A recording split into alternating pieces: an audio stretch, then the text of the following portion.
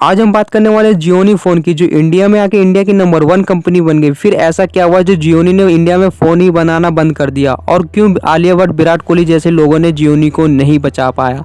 और हम जानेंगे जियोनी ने जो गलती की वो हम अपने बिजनेस में ना करें।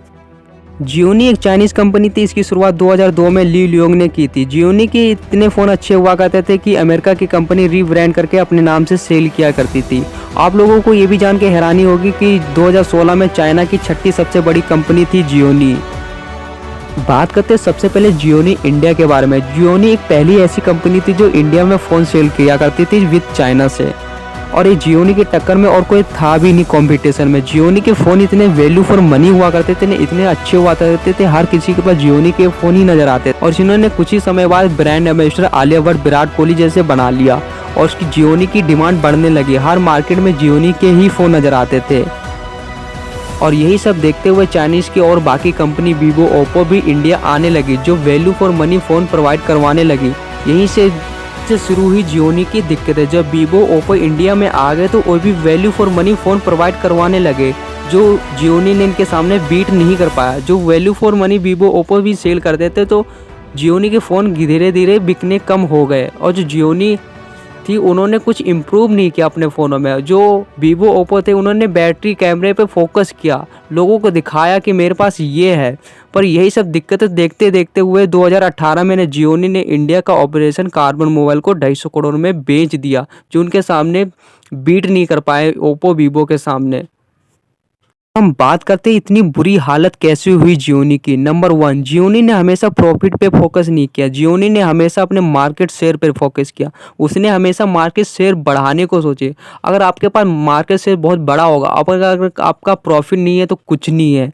ये ज़रूरी नहीं कि आपके पास मार्केट शेयर बहुत है पर आपका प्रॉफिट कुछ नहीं, इससे कुछ नहीं होने वाला। ये तो होना चाहिए, अगर तो आपके पास प्रॉफिट है तो अभी आपका मार्केट शेयर बढ़ेगा, वरना आपका मार्केट शेयर नहीं बढ़ेगा। नंबर 1, तो जियोनी हमेशा इंडिया में देर में प्रोडक्ट लॉन्च करता था। अगर उसने चाइना में लॉन्च कर दिया तो इंडिया में आने में बहुत टाइम लग जाता था।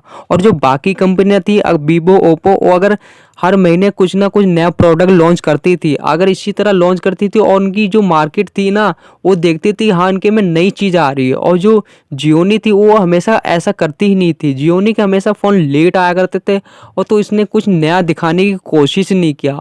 वो बस ये सोचती रही कि हाँ हमारे फ़ोन जब भी आएंगे हमारे सेल हो ही जाएंगे। पर वीवो, ओप्पो ने सोचा हर चीज़ हर महीने में नई टेक्नोलॉजी के साथ हर चीज़ लॉन्च करनी चाहिए, पर जियोनी ने ऐसा फोकस नहीं किया।